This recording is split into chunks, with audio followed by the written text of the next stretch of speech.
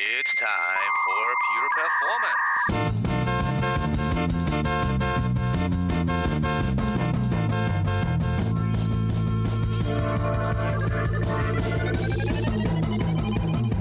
Get your stopwatches ready. It's time for Pure Performance with Andy Grabner and Brian Wilson.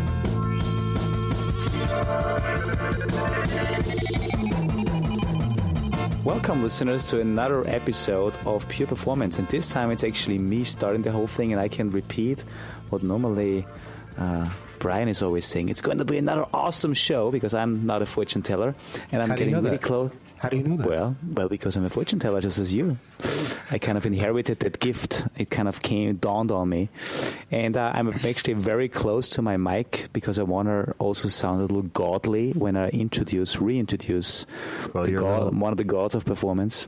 You're overmodulating a little though doing that. I'm overmodulating. Okay, I'm lowering my excitement now.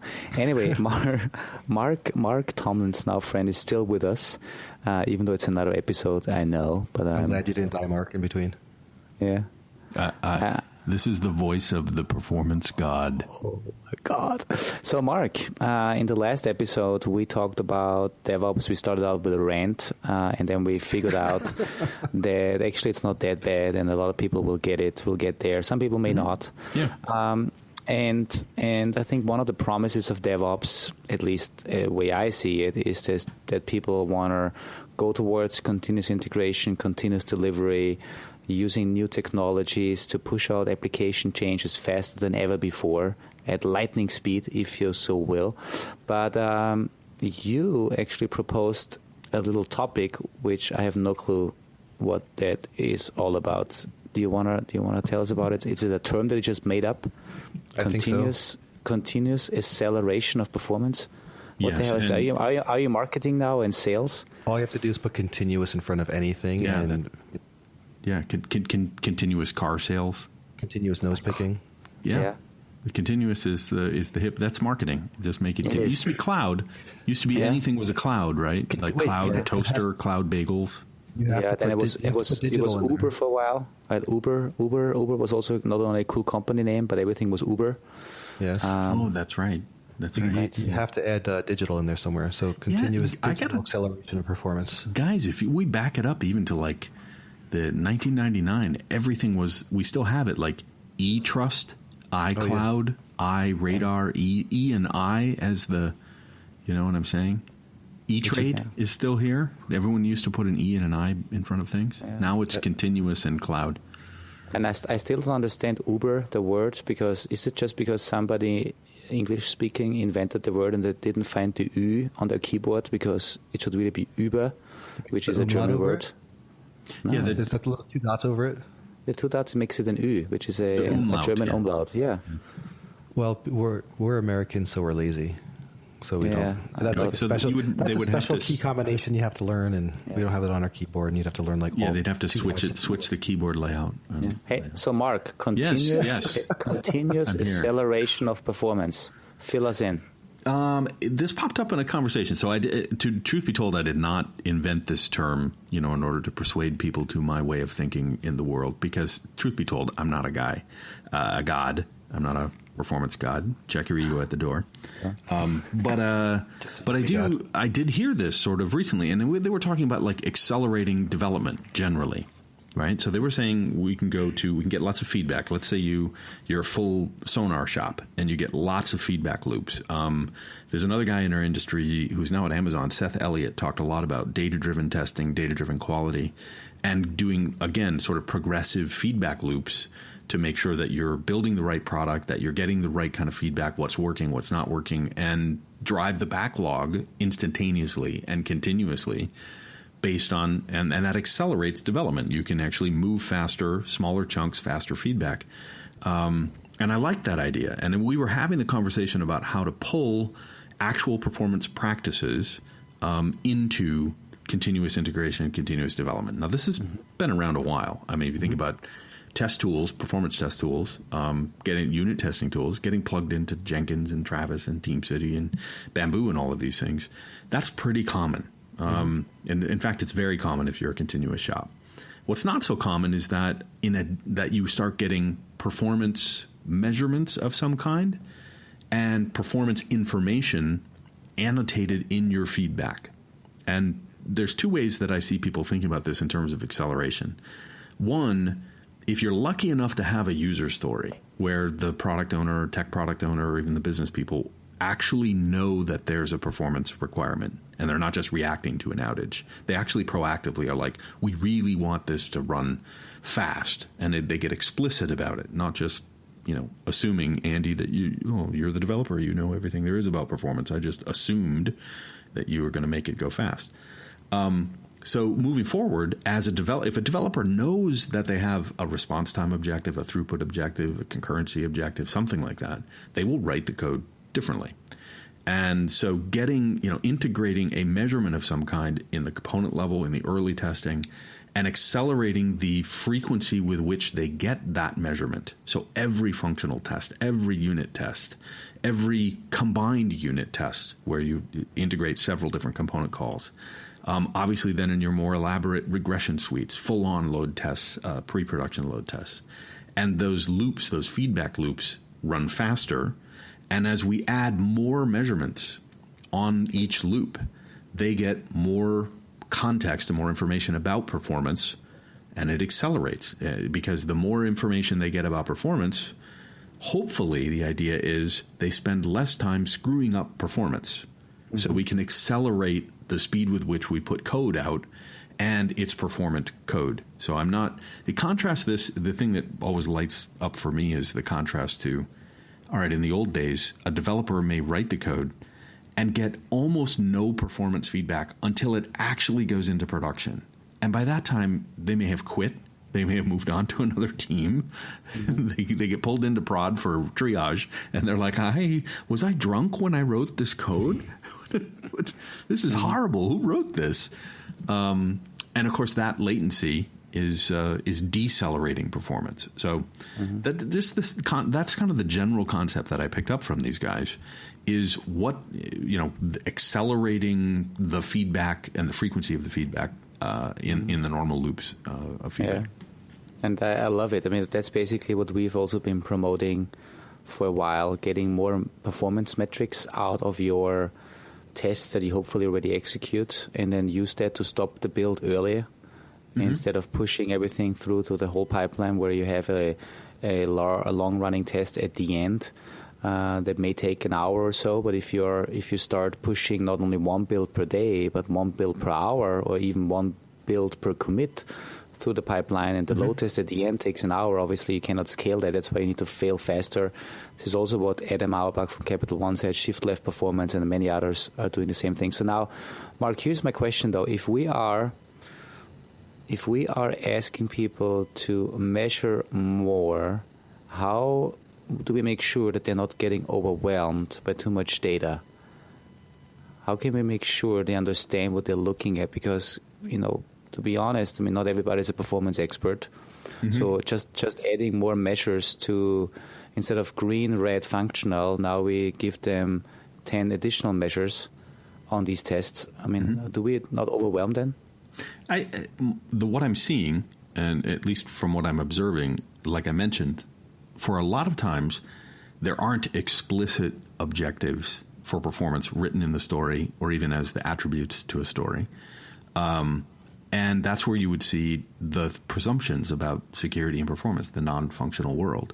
There may even be, financial attributes to a story that the business isn't really talking about because they're like, well, I'm not going to bother you with all the calculations on the financial upside of the blah, blah, blah. We're just going to say, build this button this way.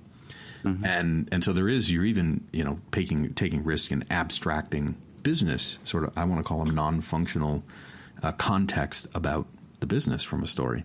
Mm-hmm. And that would be interesting too. But let's stick to performance as you asked.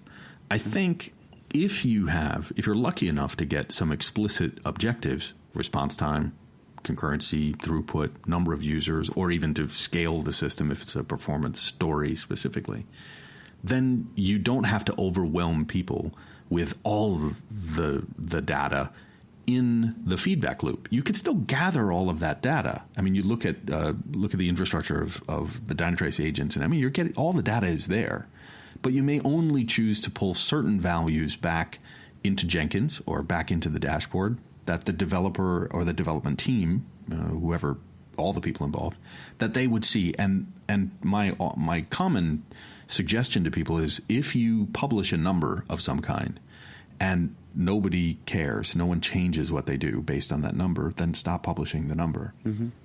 But I think there is some already pre-existing structure around sort of the simplicity of Jenkins, go do this task and give me a return code or a return number. It could be a threshold on response time. It could be number of threads or requests per second. It could be things like that are fairly finite to begin with. And so I think that's how you would do it. Based on the objectives in the story, you'd pick the few performance metrics or performance measurements that would make the biggest difference for that particular story. Yeah. And I think some of the tooling and the way we write stories or story attributes helps to minimize that number. Different than triage and like mean time to failure and triage and stuff that you would see in prod, where it's a needle in a haystack and you're going through all this. That's a very different kind of way of getting that feedback early. Mm-hmm. I think what we would try to do and what we built into the product is, as you said, we capture a lot of metrics, but what we think is necessary is actually to identify regression. So if a code change actually has a negative impact, and that's why we baseline these performance metrics, where it's not necessarily response time, which is one aspect of performance, but when you talk about unit or integration tests, then it's more things like how many round trips do we make to that new microservice? Do we call it once or 50 times? How many objects do we allocate? And then we basically baseline these numbers, and if a developer checks in a code and triggers the build, and this number goes from 20, and it has always been 20, but now it goes up to 30 or 40, then we raise the flag, but the developer doesn't have to look at all the 20 metrics all the time. The developer only looks at the regression, and we bubbled it up. So this is one aspect, and the other aspect we just built into Dynatrace 6.5. Not only do we look at metrics, but we actually look at patterns. So we identified, I think, like 15 or 20 common problem patterns, and obviously I have to bring up the number one that I always love, is the n plus one query problem, either with the database or through to microservices. So we basically say, hey, developer, in that test, we never detected the n plus one query problem, but all of a sudden, since your latest code change, we see the n plus one query problem to the database. So you changed something, so that's changed the behavior, and you're now introducing an architectural pattern that we wanted to make you aware of, because maybe you did it unintentionally. And that's something we try to do, and basically make it easier, because if you want to accelerate, you need to make it as easy as possible for everyone that has never, maybe a lot of people have never dealt with performance, but make everybody an expert instantaneously, fast, in order to accelerate. Yeah. And that's the way we try to do it. Yeah, and accelerate the identification and resolution or remediation of the performance problem as soon as possible. Exactly. And so it's interesting, if you just use handed it off to the other performance team, and they're going to run their tests, and Brian and I are using Load Runner over there, and away we go, and we say, hey, response time looks fine. Forget the fact that it's a scaled down environment and all this kind of stuff. For all we know, there is an N+1 problem in the background that no one knew about, but from the old way of sort of the slow way, I'll say, I didn't see a performance response time SLA. Brian said the test passed, so we gave it a green light. When actually the entire time, from the minute that code was written, those anomalies are in there. And I think, if I understand you right, Andy, it's a dynamic list, and there is sort of a precedence in the scientific world in statistics to just say, is it statistically significant, this change, this difference? So let's say it goes from making one database call per record to, breaking out. It's not a severe N+1 problem. It's making 2 or 3 more database calls. You might not flag that because it's not more than 15% difference or something like that. Yeah.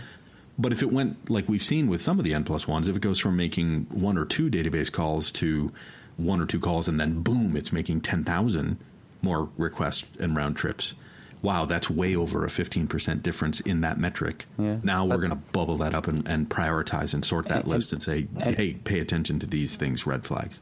Yeah, and if you think about feature teams and development teams that actually talk to the ops team, and then actually say, hey, we just introduced this regression, or we introduced a feature change. That means we're calling the database now twice instead of once. How often is this used out there? Is only one person per day using it? Or is it 10,000 people per hour using it? That also kind of the feedback loop from production, understanding which feature is used how often, also allows you to prioritize. Yeah. Right? And I also think, too, you'd have to take in consideration how much extra time that adds to the transaction. I mean, in general, if you're going from 1 to 2, you would expect only a small response time change, if any, might get masked by improvements in other places. But kind of going back, with that idea, going back to what Mark said earlier, as far as, picking a small set of metrics and, only publishing the ones that have an impact, I might debate you there a little bit, Mark, and say there's a larger set of metrics that should be collected, but they should be, hopefully automatically monitored over time so that no one's looking at those metrics unless there's a change. And then when that change occurs, it gets brought to the forefront. So maybe you have an N+1 query going from 1 to 2, but as, maybe Andy said, if that gets bubbled up, saying, hey, there was a change here, you also have the statistics that Andy was talking about as, okay, but this only gets hit like maybe twice a day, so we really don't need to care about it. I would almost say capture the data, but be smart about what gets bubbled up. And that I guess would be the trickier part, but there are obviously... Yeah, you're absolutely right. And forgive me, Brian, I do make the assumption that memory is cheap and storage is cheap nowadays. So you're going to have all the data there. And if you don't, you've really screwed up your whole the whole plan for gathering these things. So I just make the assumption you've got loads of data. It's just figuring out the two different parts of the equation. One is the epistemology of a bottleneck, meaning is there a problem? And does the problem exist? And it's almost binary. But, you're studying how do we know that a problem is or is not there. And all those other metrics, to your point, Brian, would be getting into the heuristics to understand why it exists and what do we know about the context of its existence as you would right-click and drill down into that world. You're good to call me out on it just because I do make the assumption, dudes, we have all the data. It's just trying to figure out how to simplify it and thus accelerate it. Right. Because it does get tricky, if that test does pass, as you were talking about the flow, and I tested it and green-lighted it and you pushed it out to production, and then it blows up, right? Because no load test is ever going to be an exact replica of production, and you always find the weird cases, or it might just even be unpredictable cases out there in production. But knowing at least what those changes are going into it gives a team that better the ability to look at what's the change here and what is the likelihood that, although it didn't flag anything in our load test, is it going to trigger anything in production? And if we take that database example again, this is something that only happens once during a cron job during a day, fine, we could take that risk. But there's another shift that I may have suggested to you guys before that I've seen from our brothers and sisters in the security world, is the nomenclature that they use about vulnerabilities. And it's a sort of the risk and the analysis that, or the description that they would say is, we found a security vulnerability, and it may or may not be exploited, and it may be probability-wise, how often what's the chance of this being exploited? And if it were exploited, are there any secondary or tertiary things we can do to prevent it from being disastrous? And I think the idea of a performance vulnerability, the detection of that vulnerability, we can learn a lot from the security side of, static analysis and other forms of dynamic analysis. And I think, Andy, your example of, seeing what changed in these calls is a dynamic analysis part. In the performance world, why haven't we taken those semantics about a vulnerability and brought those forward into a development cycle as well? I think it's just it's a mindset too, right? Looking at things as a vulnerability as opposed to release stopping problem, right? Conceptually, if you're saying, hey, we see this and we recognize it, but we can evaluate it and say this is a very low risk vulnerability, like as in the security kind of a world where, okay, the chances of this happening are very, very slim, and we can now make a cost-based analysis to decide whether or not we want to actually put in the time and hold things up to resolve this, right? Or if it's something we come back to in the future, or if something we just cross our fingers and say this is low probability, but it changes it from binary, right? The assessment, and I think to your point, Brian, is like if you're accelerating in the car, and there's always going to be these, like we've all done load tests where you like there's this little spike, should I pay attention to it? Or there's this, seems like some blocking, but it didn't occur again. Clearly I don't have all the information. I see the symptom of it. I see the external part of it. But am I going to put full on, hit the brakes, go into ABS, screeching halt because of this, what could be an outlier, could be an anomaly, an artifact from the tool or something else, the system under test, the environment. And so I guess that's part of acceleration as well, is knowing whether you should tap the brakes or whether you should come to a hard stop, or ignore the brakes completely, keep your foot on the gas and go faster and faster and faster. And I think that's part of the dynamic capability you described, Andy, of saying, hey, something did have a statistically significant change in the number of calls, the number of GC operations, number of objects, and this is significantly different. Let's make sure you know about this. Mm-hmm. And it could actually tie back to static analysis or even a manual code review to say, yep, we yep, check, we know that. That's good. Yeah. We expect that. Exactly, versus being a surprised in production when all of a sudden GC goes through the roof. Yeah. And I think the reason why this is very important is if you look at developers and you develop code, whether it's, going back to our previous episode where we talked about the legacy apps, or if you now build something in the cool new apps on platforms like Cloud Foundry, on Spring Boot, whatever you use, then you're building code, a very, very small piece of code actually, but it is sitting on an ecosystem of old code, legacy code, frameworks, a PaaS environment, and all of a sudden your 10 lines of codes are actually executing hundreds and thousands of lines of code of underlying frameworks. So you're responsible for everything that happens, but you only control seemingly a very small piece of it. Now, having this analysis, and if you make a code change in your little code, and that has an impact in the underlying frameworks and the services you call, I think that's the key thing too, that you understand what the impact is to the overall system. And especially with a lot of the frameworks out there, they're all basically abstracting a lot of complexity away. They allow to be configured through config files or config services. Yeah. If you make a change, you want to understand what that change really does. And that, Andy, that can be like quicksand. There's a lot of, I can't see what's underneath the surface in this framework, and I trust the community or I trust the vendor, just like we with any ISV or we trust somebody else tested this, and what I'm doing on top of the framework or in the framework is fully compatible. And oftentimes it's not. And, when you're in that quicksand, if it's not visible, then it slows everything down. I mean, I've been in the dev sprint where you're going to push on Thursday. You're working till 3 a.m. on Tuesday and Wednesday because we just haven't cracked the nut. And then the frustrating thing when it comes to this acceleration concept to me is like, I've seen developers get let go abruptly, testers even, where you get all the way to production and you dig through the haystack and you find the needle. And then if you describe all the metadata about that bottleneck, that problem, you're like, we could have found this way, way, way, way, way back upstream. And I think that's the idea that this particular customer is thinking about. We want to not only accelerate how often and how fast we can get this feedback, but we want to make it more visible and make it visible sooner.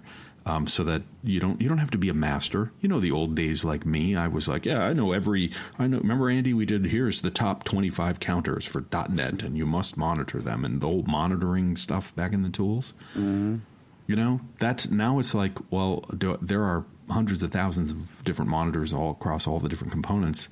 No one is a master of all of them, you know. But the tools can automate they can discern, hey, you know, here's a particular counter that hasn't changed in the last 6 months of builds, and now it's way out of tolerance from what it was. Throw a flag on that. Yeah. And that's also in the in the modern cool world, let's call it that way, the cloud native world and the PaaS world.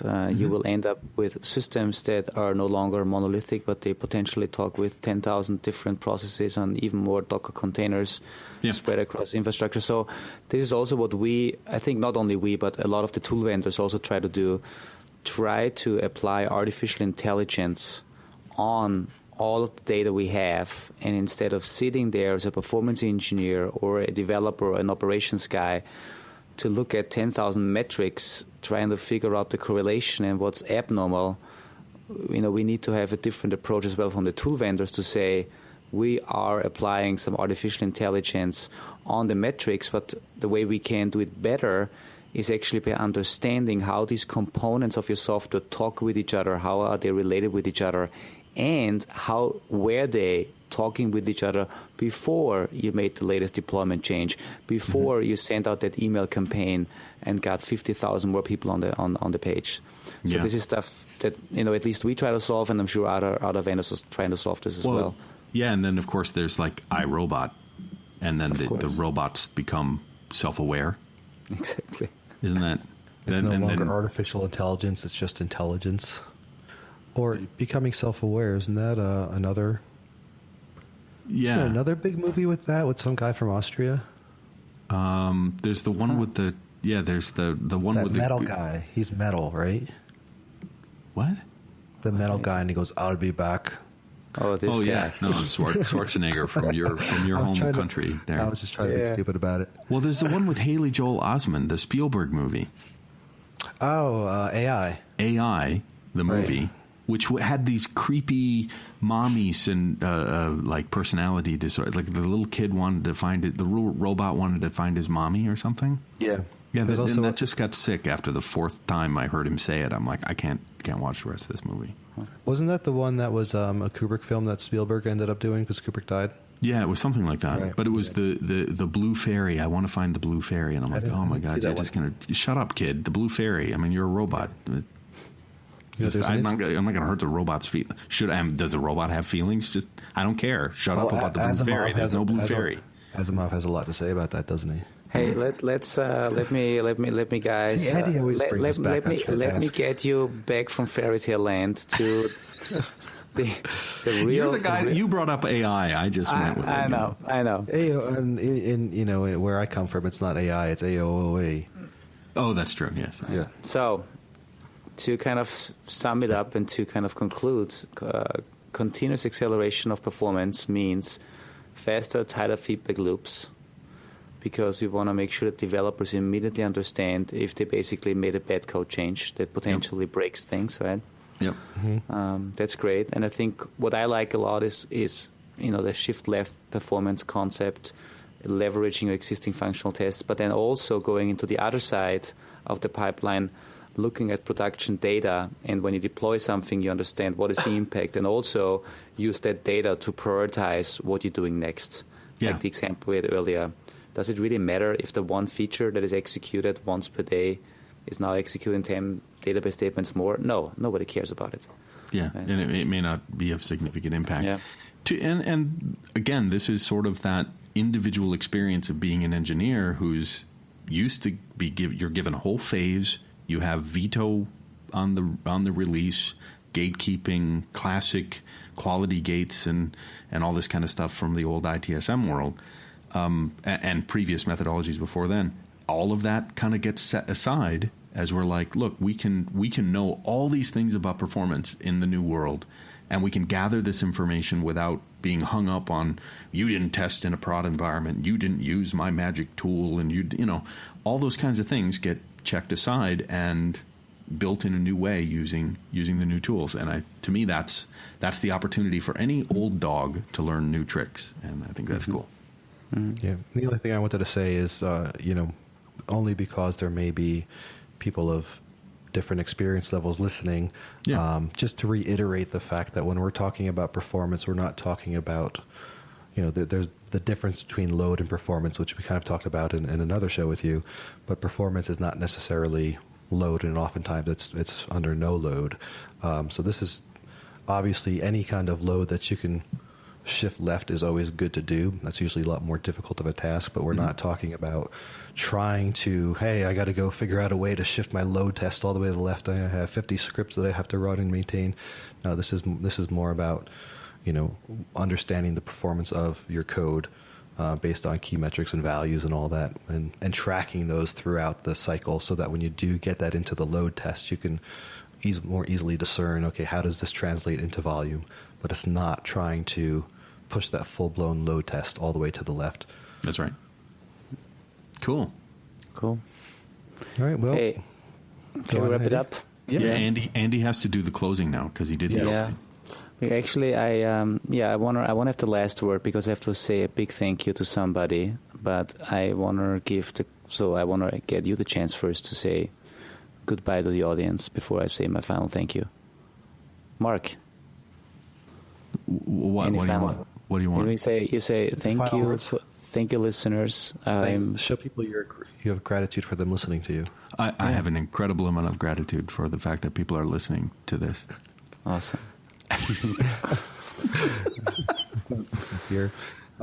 Yes, thank you, everybody. And I do want to. Andy, were you planning on giving a shout out to how we're recording this or no? No, you can do that. So I just want to thank Zencastr. We're this episode and the previous one with Mark. We are trying our first foray into Zencastr, Zencastr, which allows us to do high quality podcast recording online, which then sends me the audio that I can mix offline later. So it just makes it a heck of a lot easier so far than hooking up all the Skypes and routing the audio within the computer. So we're hoping good stuff so far. I've been enjoying this. I'll see how it goes when I go to mix it, but it's been a pretty awesome experience, I think, for all of us, right? So big shout out to them and what they're doing at the site. Mark, what's there's a person behind this, right? Yeah, so it's Josh on the web. Josh on the web. And he's working with, I think he's got a handful of other contributors there, mostly Tim. But they're in beta, and he's just about to go, big time. So special thanks to Josh, man. Nice work. Yeah, if you're doing your own podcast. Zencaster. No, with one Z. Oh, Caster. Yeah. I was trying to be like, hey, Raceway Park. That's for New Jersey people only. Anyhow, if you're from New Jersey, you know that. That's right. Sorry. So can I say my final thank you now? Yes. So Andy's yes, Father Andy. Yes. Thank you. Andy, we will allow it now. Thank you. So I want to have a special shout out to Wolfgang Gottesheim. So he's my colleague, and he actually made this podcast recording possible because he was graciously enough to give me his hotel room key, let me in here while I'm at Java 1. And I will be a good guy and will not mess up his room even more. It's a little messy already. But I guess there's actually not more damage I can do here. But thanks Wolfgang for that, and thanks Mark and Brian for a cool conversation. Right on. And Andy, are you going to let him know that you dipped his toothbrush in the toilet bowl before you left? Shh, don't say that. You don't want to say that. Don't spoil the fun. Thank you for giving Andy the room. It was give us a chance to have a fun recording today. And thank you, everybody. Again, at Emperor Wilson, if you have any feedback, you can tweet hashtag #pureperformance at Dynatrace, or you can email us at pureperformance@dynatrace.com. You also have at Grabner Andy, and then there is the at Mark _ fill me in there again on the web. No, on the Mark on task. It's Mark _on _task. There you go. So, thank you, everybody. Right on. Thank you. Bye.